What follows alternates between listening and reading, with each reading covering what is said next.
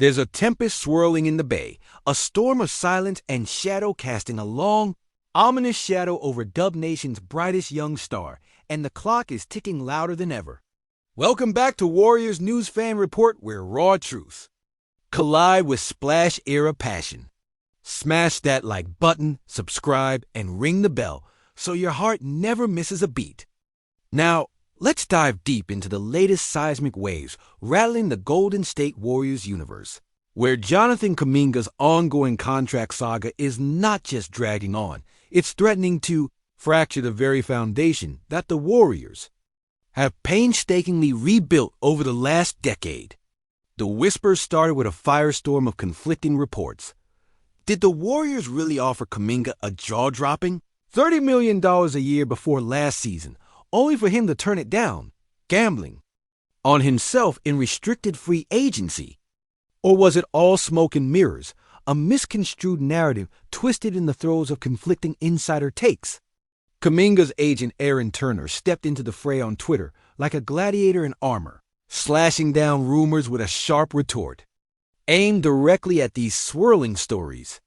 When a tweet claimed Kuminga was offered that hefty $30 million annual figure before the 2024-25 season, ready to lock him in with a max extension just like Moses Moody, Turner fired back dead center. No one on our side was turning down $30 million a year. Our camp is smarter than that. Narrative makes no sense. Those words peel back a layer of the saga. This isn't just a contract holdout.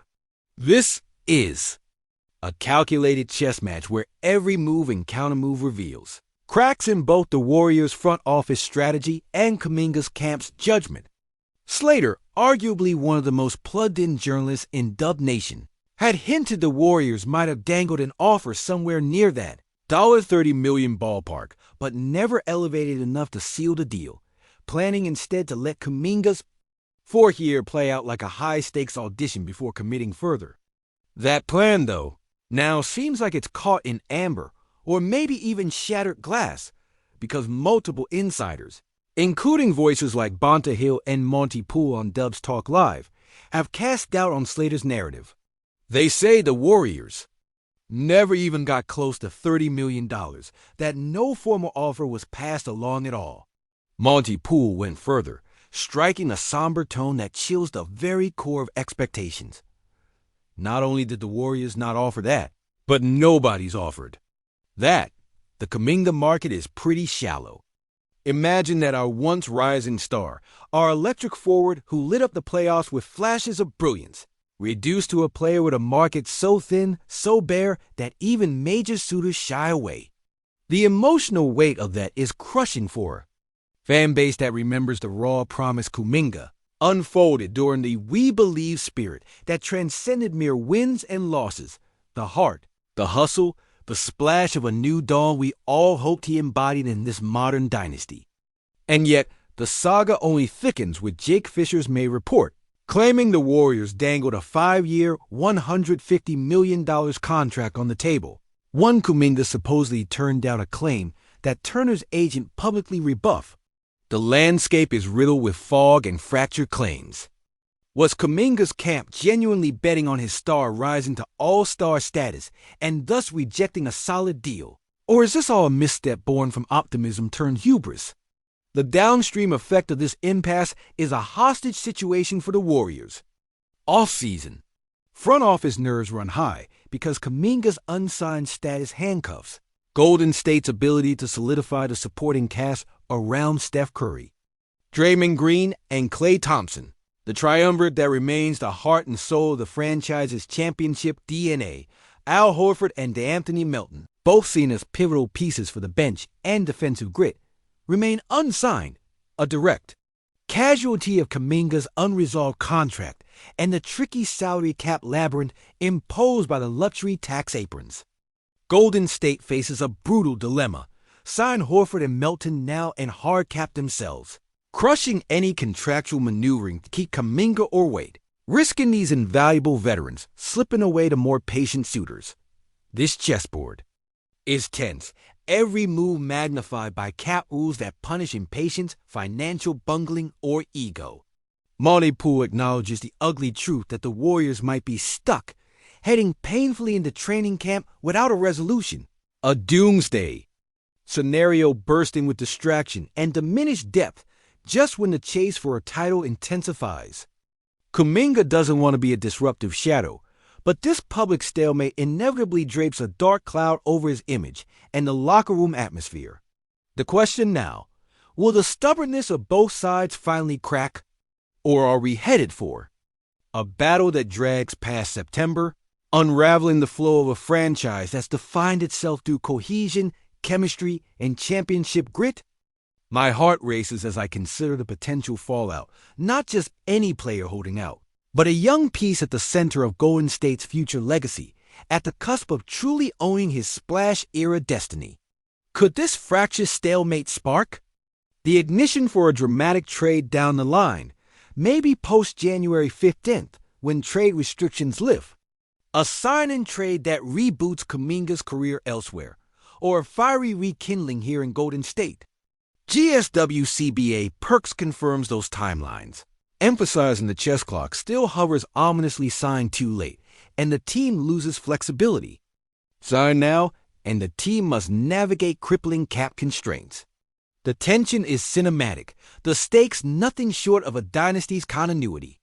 There's no room here for half measures or wishful thinking. This saga's resolution could either be the spark that reignites Dub, nation's championship machine, or the crack that threatens to splinter the very legacy built by Curry's sharp shooting, brilliance, Draymond's relentless defense, and Klay's ice-cold composure. As a lifelong Dub Nation believer, my pulse is racing just writing this. We stand at an emotional crossroads where every day without clarity frays nerves and dreams alike. Is this the ignition point for our next title run? The moment we finally ascend again to the throne? Or is it the crack in the armor that splits our legacy wide open, threatening to undo the dynasty piece by agonizing peace? Drop your unfiltered takes in the comments. I'll be right there, heart in hand. If you felt that tightening knot in your chest the moment you read Turner's denial, that ambiguous silence from the front office, that flicker of doubt in Draymond's eyes during media day, that's the raw pulse of this drama unfolding, right? In front of us, and if you're holding back your emotions, you're already losing ground. The clock's not just ticking. It's pounding like thunder echoing through the Chase Center rafters, reminding every Dub Nation soul that this isn't some ordinary offseason. This is a crossroad where history and heartbreak are colliding with a force we can barely comprehend. Jonathan Kuminga's saga isn't a mere contract holdout. It's the seismic tremor threatening to rattle the pillars of the Warriors' reign. We've watched this team skate on the razor's edge for over a decade, threading the needle between glory and collapse. But this slow-burning stalemate? It cuts deeper than any ankle injury or shooting slump. Consider what this means inside the locker room. Steph Curry, the indomitable stormbreaker, is carrying more weight than just his trademark. Clutch shots. He's now shouldering the burden of a fractured future. Draymond, the defensive general and emotional compass, who built this team's identity brick by brick, must be feeling the sting of watching a young star's bright flame flicker under a cloud of doubt and division. We've seen Warriors fall before, but never has a holdout threatened to morph into a fracture between the veterans who embody the dynasty and the air they once protected like a sacred artifact. What if this tension spills beyond contract talks, poisoning locker room chemistry and draining the competitive hunger that made this team unbeatable? Imagine the impact on Moses Moody, who's quietly racking up points, slippery on defense, but now stuck in limbo waiting for the front office's next move while his confidence wavers. Or look at Andrew Wiggins, whose scoring punch and grit have been vital since returning, but must feel ghosted by management's inability to bring closure to this critical chapter. And let's not forget Steve Kerr, our Zen master, a coach who navigates egos and game plans with almost supernatural calm, now forced to balance the incendiary potential of this contract war with the fragile egos and agendas inside the locker room. Can Kerr marshal his troops when the very foundation of trust between player and organization is cracked?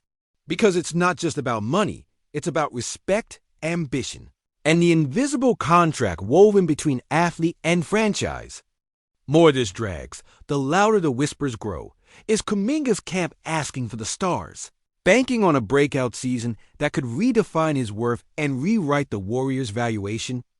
Or is this a fatal miscalculation fueled by youthful bravado, risking the kind of patience and goodwill only a powerhouse with history and fans behind it can afford?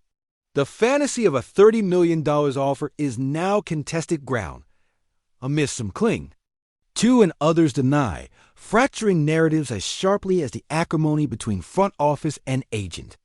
And while all eyes track Kuminga's next move, the looming specter of salary cap limits suffocates Golden State's flexibility like a vice tightening relentlessly.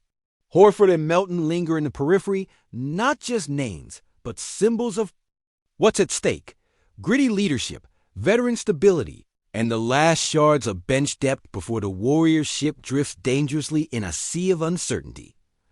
The front office's fear that signing those key pieces before Kuminga's deal resolves might trigger a hard cap so severe it strangles any hope of re-signing the young forward, turning a planned dynasty run into a financial purgatory fraught with missed opportunities. The alternative: letting those veterans walk, sacrificing experience, toughness, and defensive grit, all while gambling on an unresolved Kuminga situation. This is the kind of tension that makes a team freeze in neutral, and fans watch helplessly as their championship window closes inch by painful inch. Now, picture this: a dark scenario where the Warriors' proud culture of togetherness and unselfish play splinters under the weight of resentment. Imagine Steph's twilight years clouded by uncertainty, wondering if the torch isn't passing smoothly to the next generation, but getting caught in the harsh friction of contract politics and ego battles. What if the Warriors we trusted to mold Kuminga into a cornerstone instead find themselves forced into a trade to salvage what's left, sending him to some other city where Dub Nation must watch from afar, mourning what could have been? And there's more. This drama isn't contained within the Bay. The ripple effects bite deep into how the Warriors are perceived league-wide.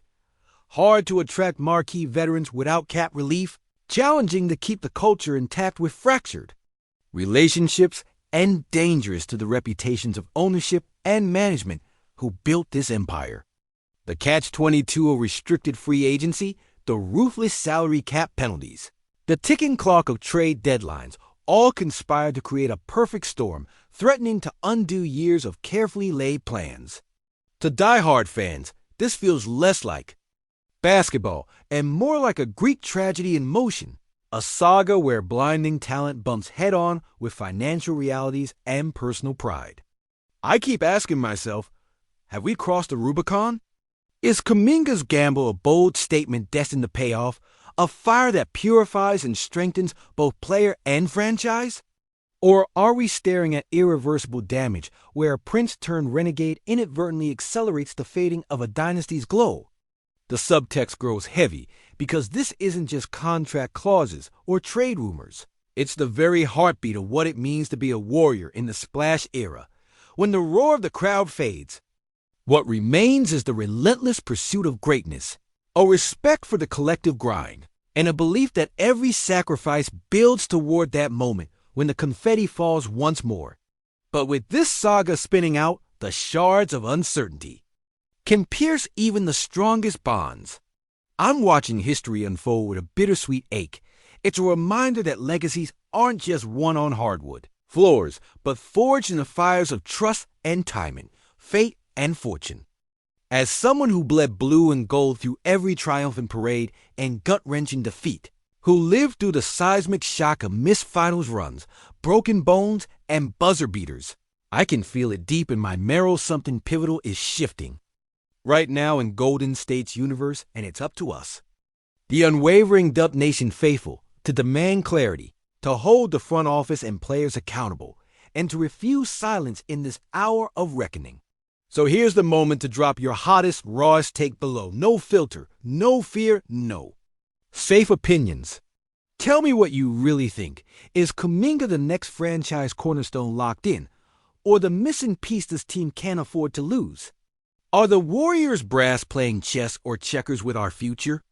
I'll be there in the comments, hearts pounding, ready to dissect every angle, every whisper, every heartbeat of this long, merciless off-season drama. Because in Duck Nation, we don't just watch history. We live it, we fight for it, and we never, ever back down.